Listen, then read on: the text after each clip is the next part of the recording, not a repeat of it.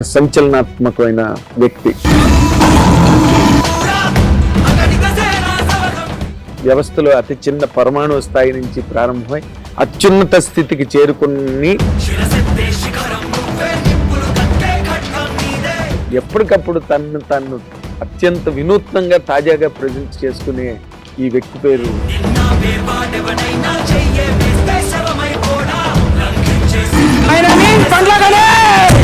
మీరు అసలు సినిమా నిర్మాణం అన్నదానికి మీరు ఎందుకు దూరంగా ఉన్నారు? దూరంగా లేనన్నా అనుకోకుండా దూరం జరిగింది.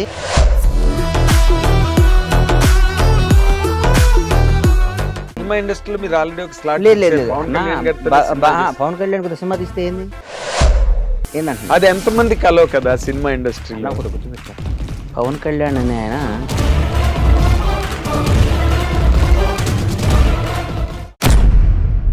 ఇప్పుడు పిల్లలు సక్సెస్ అవని వాళ్ళ గురించి మీరు మాట్లాడుతున్నారు. సక్సెస్ అయిన వాళ్ళు ఒక రామ్ చరణ్ గారు, ఒక జూనియర్ ఎన్టీఆర్ గారు, ఒక మహేష్ బాబు, అదృష్టం.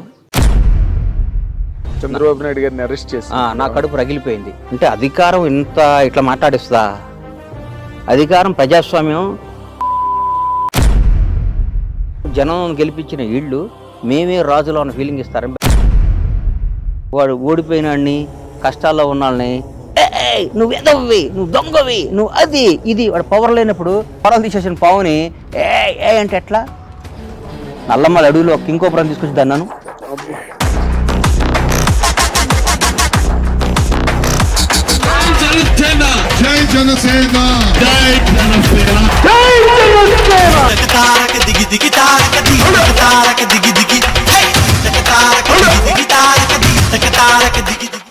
నడిపించాడు ఒకలో దమ్మున్నాడు అయి ఉండాలి.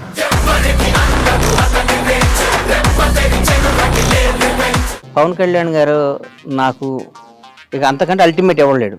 ఆయన జనసేన పార్టీ పెట్టినప్పుడు నాకేమాత్రం మనస్సాక్షి నేను క్వశ్చన్ చేసుకుంటే నేను ఎవరి దగ్గర పనిచేయాలన్నా, ఎవరితో జరగాలి, నిజం చెప్పు. పవన్ కళ్యాణ్ గారు కదా, అన్డౌటెడ్ కదా, దాంట్లో డౌట్ ఇంకేముందా? డౌట్ తేడా ఉందా? ఏం లేదు. నేను ఎందుకు వెళ్ళలేదంటే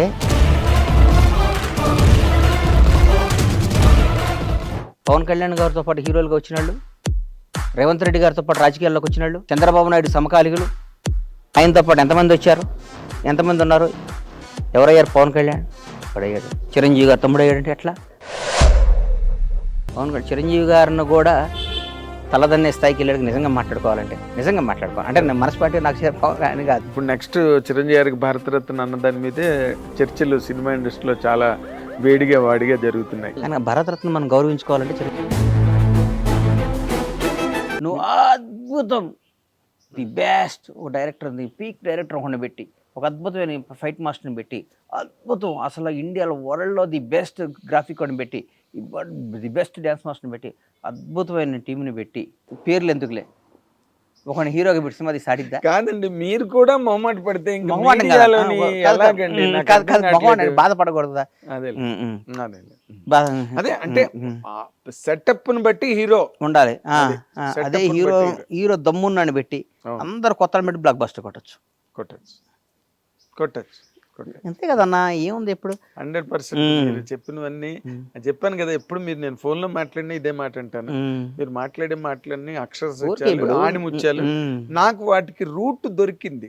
అంటే ఈయన నార్మల్ గా ఎవరి దగ్గరికైనా ఏదైనా ఫిలాసఫర్ దగ్గరికి, ఒక ఆధ్యాత్మిక గురువు దగ్గరికి వెళ్తుంటాడా, లేకపోతే ఆధ్యాత్మిక గురువు ఫిలాసఫర్ దగ్గరికి వెళ్ళే టైం నాకు ఉండదు. అదే అన్న, ఇంత బాగా ఒడుపుగా ఎలా నాకు మార్నింగ్ ఇవాళ సమాధానం దొరికింది. ఆ గది నిండా పుస్తకాలే. నేను మా వాళ్ళకి చెప్పా, షూట్ చేయండి, అవన్నీ చూపిద్దాం ప్రపంచానికి. ఎందుకంటే లేకపోతే నాలెడ్జ్ అన్నది అది ఊరికే ఏదో అడవిలో చెట్టులా పెరిగేది కాదు. నాలెడ్జ్ అన్నది దానికి చిన్న పెంపకం, దానికి చిన్న నారు నీరు ఉంటేనే నాలెడ్జ్ పెరుగుతూ ఉంటుంది. దాంట్లో ఉంటే ఇక్కడ మాట జనాన్ని అర్థం చేసుకునే దాన్ని బట్టి ఉంటుందని, తెలిసి తెలియకుండా మాట్లాడటం చాలా ఈజీ అని చెప్పి చాలా ఈజీ చెప్పారు కదా. నువ్వు తెలిసి వాడితో సమాసం చేసి, వాడితో ఫ్రెండ్షిప్ చేసి, వాడితో ఇంటరాక్ట్ అయ్యి వాడి వల్ల నువ్వు నష్టపోయి మాట్లాడటం వేరు. ఎవరో పలానాడు ఎక్కడో ఉన్నాడు ఆడమ్మా అంటే తప్పు కదా. మీ విషయంలోనే జరిగింది అది. ఒక ఆఫీస్ లో మీ గురించి టాపిక్ ఎన్ని అన్నా, ఇవాళ రేవంత్ రెడ్డి గారి గురించి 100 మంది మాట్లాడుకుంటారు, పవన్ కళ్యాణ్ గురించి 1,00,000 మంది మాట్లాడుకుంటారు, చంద్రబాబు గురించి మాట్లాడుకుంటారు, అవన్నీ మనం ఎక్కడ కానీ పట్టించుకుంటాం? ఇంకొక ముఖ్య విషయం ఆ, అండి, ఆ. మీరు ఈ రోజున ఉమ్. అసలు మామూలుగా ఒక చిన్నపాటి నటుడుగా సినిమా ఇండస్ట్రీలోకి వచ్చి అసలు అందరికీ కళ్ళు తిరిగే రేంజ్లో పవన్ కళ్యాణ్ ప్రొడ్యూసర్ అయిపోయి బ్యాక్ టు బ్యాక్ ఆయనతో తీసి వెంటనే జూనియర్ ఎన్టీఆర్తో తీసి ఓ పక్కన నటుడు, ఓ పక్కన నిర్మాతగా ఒక స్థాయికి బండ్ల గణేష్ అంటే తెలియని తెలుగువాడు ఎవడైనా ఉన్నాడా? ఉమ్. హిందీ వాడు ఎవడైనా రాష్ట్రాల్లో ఉంటే నాకు తెలియదు, కానీ తెలుగు వాడు ఎవడైనా ఉన్నాడా బండ్ల గణేష్ అంటే తెలియని వాడు ఎవడైనా? లేడన్న. అంత పాపులారిటీ అన్నది అసలు ఈ ప్రయాణం ఇది ఎలా సాధించారు? అసలు మీ వెనకాతలు ఉన్న విజయ రహస్యం ఏంటంటే ఒక్క మాట చెప్పండి నాకు. నేను ఐఎమ్ ఏ ఫెయిల్యూర్ మ్యాన్.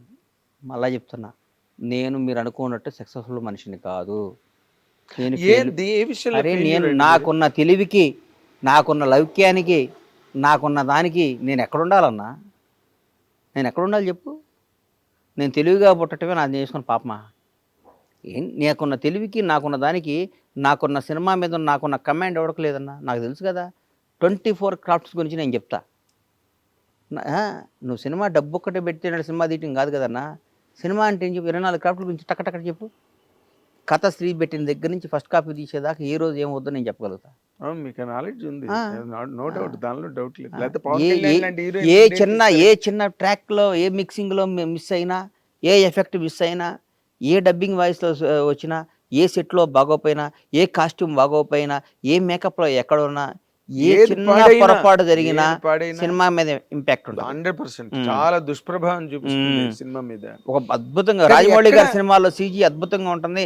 వేరే సినిమాలు అప్ టు మార్క్ ఎందుకు ఉండలేదు? చేసిన వాళ్ళే చేస్తున్నారంటే వాళ్ళే ఆల్మోస్ట్ కమైండ్ ఉండాలి, ఆ కమాండ్, దాని మీద పట్టు ఉండాలి, కాన్సన్ట్రేషన్. ఇప్పుడు ఎక్కడ మీరు అసలు సినిమా ఇండస్ట్రీకి సంబంధించినంత వరకు గాడి తప్పారండి? నేనేం గాడి తప్పలా. సినిమా గాడి గ్యాప్ తప్పడం ఏంటంటే చూశాను. గ్యాప్ ఇద్దామని టెంపర్ తర్వాత అనుకున్నాను ఎందుకో. అది మనకి అయింది. సినిమా అన్నా, సినిమా అనేది నా మదర్ అన్న. మా అమ్మకి నేను దూరం అవటం అవుద్దా? అవును, ఎట్లా అవుద్ది చెప్పు? మీరు నోరు మూయించేస్తారు ఇంకా చాలా ఎట్లా అవుద్ది సులభంగా. చెప్పు? మా అమ్మకి నాకు సంబంధం లేదు అంటే కుదురుద్దా? కుదరదు. అమ్మ అమ్మే, సినిమా ఈ సినిమానే. ఇవన్నీ కదా, ఈ చిన్నమ్మలు పిన్నమ్మలు ఇవన్నీ ఉంటారు పోతారు వీళ్ళందరూ.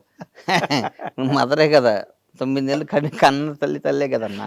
చాలా చాలా గొప్ప. అంటే మ్మ్. ఇట్ ఈస్ మీ ఇంటర్వ్యూ చూసిన నాకు ఇష్టం, సినిమా తీయటం ఇష్టం, సినిమా రంగంలో ఉంటే ఇష్టం. ఎప్పుడు నాకు రంగం నేను వచ్చింది అన్న, నిజంగా చెప్తున్నా. నేను సినిమా రంగంలో ఎవరిని పొగడయ్యే మెహర్బానీ కోసం కాదు. నాకు చిరంజీవి, నేను సినిమా కేవలం నేను నిజంగా చెప్తున్నా, నేను సినిమా రంగం వచ్చిందే చిరంజీవి గారిని చూడటానికన్నా. నేను హైదరాబాద్ వచ్చి మా చిరంజీవి చూడొచ్చు, హైదరాబాద్ వెళ్తే అన్న ఫీలింగ్తో నాకు తెలుసు, అది నాకు తెలుసు, అది కదా, నాకు తెలుసు. 100 సార్లు అని ఉంటా నేను ఆయన చూడటానికి. ఆయన చూడొచ్చా ఆయన ఎంత గొప్పోడంటే అన్న. మాస్టర్ షూటింగ్, ఇది గుర్తుపెట్టుకో. మాస్టర్ షూటింగ్లో ఎక్కడ శ్రీశైలం డ్యామ్ మీద షూటింగ్ చేసాం. సాంగ్ అయిపోయినాక ఆయన క్యారివ్యాన్లో ఆయనకు ఒక బస్సు ఉండేది. అవును, బస్సు ఆయనే ఎక్కించుకున్నాను. మొట్టమొదటి ఉన్న క్యారీవ్యాన్ ఉన్నది ఆయనకి. ఆయన తెలుగు ఇండస్ట్రీకి స్టైల్ తీసుకొచ్చింది ఆయన. ఆయనే అమ్మాయి ఎవడు ఏదో మాట్లాడతారు, అందరిదే caravan స్టైల్ ఇట్లుండొచ్చు. అప్డేట్ యాపిల్ ఫోను ఏంటో మెగాస్టార్ అది ఎప్పటికప్పుడు అప్డేట్ అయిపోతుంటుంది, ఆటో అప్డేట్ అది. యాపిల్ ఫోన్ ఏందో మెగాస్టార్ అది, చిరంజీవి గారు. Perfect, perfect. ఆయన కారెక్యం ఎక్కించుకున్నాడు. అప్పుడు చిరంజీవి గారితో గడపటం అంటే ఏంటప్పుడు అంత బాగుండేవాడు ఆ షూటింగ్ టైంలో. కారు ఎక్కితే ఆయన అంత గొప్పవాడంటే, పాపం చచ్చిపోయి ఎక్కడున్నాడు. నేను, వేణుమాధవ్, ఉత్తేజ్, తిరుపతి ప్రకాష్, నలుగురివి, శివాజీ కూడా 5గురు ఉన్నాం. అసలు మాట్లాడుకుంటూ వస్తుంటే ఆయన మాతో పిల్లాడైపోతాడు కదా. ఆయన అప్పుడు ఇంటికి పిలిచిద్దు అని అట్లా బాగుండేవాడు కదా. పిలుస్తుంటే పాపం శివాజీ వాడు గుర్తుందో లేదో నాకు తెలియదు. అప్పుడు కొంచెం మేము పర్వాలేదు, వినోదం యాక్ట్ చేసాం కొంచెం. నేను ఎప్పుడు నాకు భగవంతుడి వల్ల నేను మంచి హ్యాపీ. నాకు ఏ విధమైన ఆర్థిక ఇబ్బందులు నాకు ఉండేవి కాదు, ఉండవు కూడా. నాకు అంత ప్లానింగ్ ఉంటుంది. నాకు ఉంటే వీడియో చెప్తే